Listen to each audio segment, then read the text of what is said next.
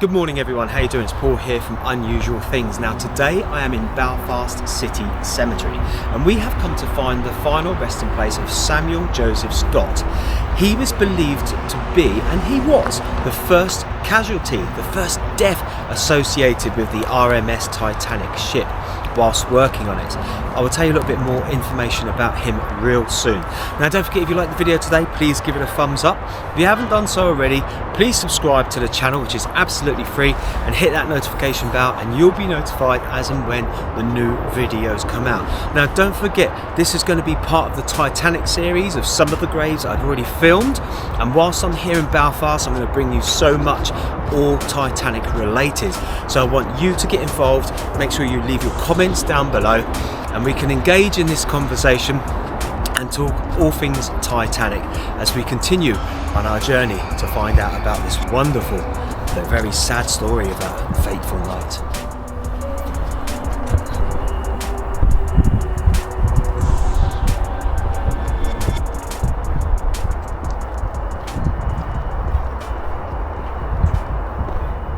In the early 20th century, Belfast was a vibrant, thriving industrial city. People streamed in from the surrounding counties in search of jobs in the linning mills, the shipyard, and the countless spin-off industries that they spawned. Both the mills and the yard were labour-intensive, with women workers dominant in the linning industry. The heavier work of shipbuilding employed only men. The women in the mills, the millies as they were called, worked long, hard hours too, at their machines exposed to levels of noise that would not be tolerated today. Accidents were common and often fatal. The health and safety regulations that most of us enjoy today were practically non-existent. They would have amounted to not much more than young workers relying heavily on the old hands to advise them on the safe way to do things.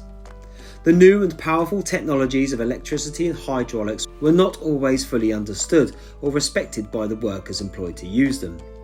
A severe injury to a hand or limb might result in amputation. That in turn could lead to loss of your job and livelihood. By 1910, Harland and Wolff were the world leaders in shipbuilding. They had a veritable army of 15,000 men employed in the yard, the majority of whom lived in the maze of little narrow streets of East Belfast. Their working day began at 6 a.m. every morning except for Sunday. Quitting time was at 5:30 Monday to Friday and 1 p.m. on a Saturday. Large areas of East Belfast have been redeveloped and changed since then. Houses have been modernised and whole streets have gone. But the majority of the original streets remain, some of them displaying the examples of that unique Belfast art formed the political war mural. On Saturday afternoons, many of those workers would have made their way to the Oval, home of Glentoran FC, to shout and cheer on the Glens, the shipyard team, especially when they played their arch rivals from across the city, Linfield FC. Samuel Scott was among such workers. He lived in Temple Moor Street, just off the Newtownards Road. The 1911 census record tells us his mother Jane and 6 of her children, aged between 12 and 20 years old, were lodgers in 104 Temple Moor Street. 12 people were crowded into the small 2-up 2-down house, as it was also the home of Samuel Foster, 28, and his wife Annie, 26, and their 3 young children. Annie Foster might well have been the older daughter of Jane Scott. 2 other daughters worked in the linning mills. As Presbyterians, they had all been reared with that strong work ethos their religion embraces. At 15 years old, her elder son, Samuel, seemed to have the whole world at his feet, with a good paying job and a level of independence. Maybe he even harboured dreams of one day running out onto the grass at the Oval to play for the Glens. Why not? He was a 15-year-old boy. From those same little streets of East Belfast in the 1960s came arguably the greatest footballer of the 20th century, Georgie Best. Samuel Scott had recently moved out of number 104 and taken lodgings further along the same side of the street in number 70. This was a common practice among large families of the time to ease the overcrowding. He was a catch boy with a riveting gang. The rivets were heated in a small furnace and a bucket of burning coals by the bellow boy until they were white hot. Picked out of the fire with a pair of tongs, they were thrown high in the air where the catch boy would catch them with his tongs. He put them in the hole and the holder on drove them home with a sledgehammer. The holder-on then held against them with his sledge, whilst two riveters on the other side of the steel plates with special hammers banged alternatively to shape the rivet. As the little steel pins cooled, they contracted, pulling the plates tight together. Being were paid by the rivet, a gang who jailed well could make good money. A bellows boy who didn't heat the rivets enough, or a clumsy catch boy who missed them too often, would quickly be out of a job. On the morning of Wednesday, April the 20th, 1910, young Samuel Scott left his lodgings at number 70 Temple Mall Street in the Ballymacarat area of Belfast. He might have called into his Mars for a minute. Maybe she made him a piece for his lunch, before he joined the throngs of other workers heading for the yard. A light mist hung over the city that day, and it felt very cold in the breaking dawn. As thousands of men streamed out of the narrow streets of East Belfast to converge on the bridge over to Queen's Island, the crunching of hobnailed boots on the cobbles, combined with the murmur of countless conversations and endless banter, would have grown ever louder. Samuel lined up with the other workers to collect his board, a small rectangle of wood with his works number on it, at the timekeeper's hatch. He then made his way to SS 401, the ship he was working on that day.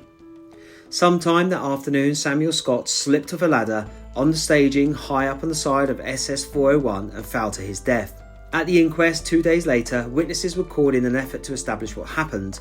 Nobody had actually seen Samuel fall, but one riveter gave evidence of seeing him lying motionless and bleeding on the ground. His mother, Jane, was called, but all she could add was that she had spoken to him that morning before he left to work. Dr. Dixon, the coroner, gave evidence that Samuel Scott's death resulted from shock following a fracture of the skull.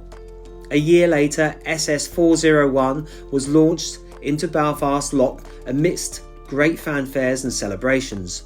She was to become the most famous ship ever built, and that day she was given a name that befitted her enormous size, the RMS Titanic. Samuel Scott, the wee lad who was first to die on that ill-fated ship, lies buried in the Belfast City Cemetery. In April 2010, 100 years after his death, with kind assistance from the Parks and Leisure Department, able to locate and visit his grave.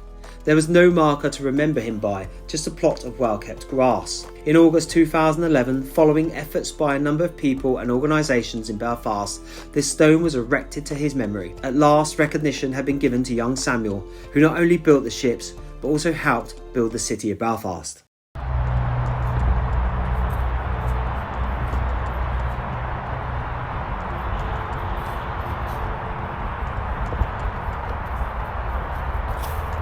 So there's all the information on Samuel Joseph Scott, and what a sad ending for that young 15-year-old boy whose mother never knew that day that he was going to go to work and just never return because he fell off that ladder at the Titanic docks.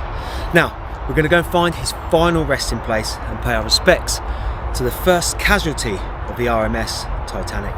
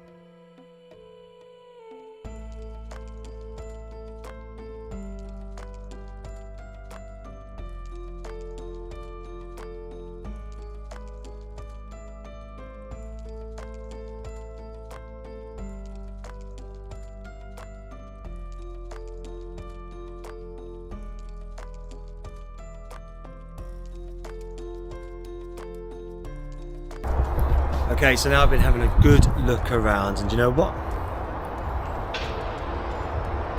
I think I found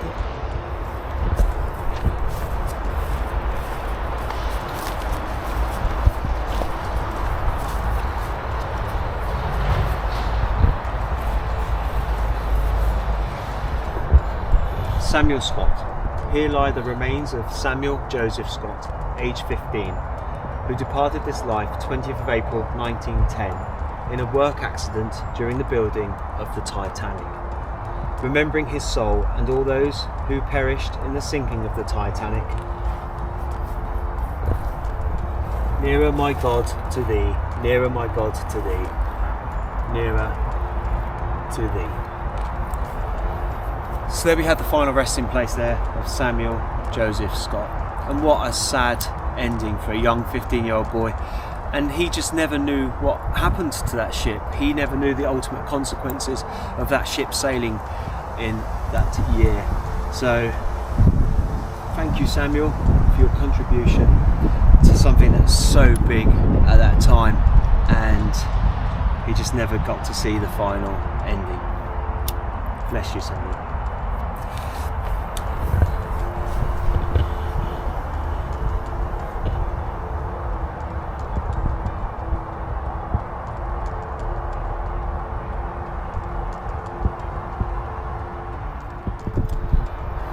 So there we have the final resting place of Samuel Scott, and like I said earlier, such a sad ending to a young boy's life. Don't forget, if you like the video today, please give it a thumbs up if you haven't done so already. Subscribe to the channel, it's absolutely free, and of course leave your comments down below. You know how important the comments are, and get involved with this Titanic journey that we're going on whilst we're here in Northern Ireland, and of course especially in Belfast. And I will see you all on the next one. Take it easy.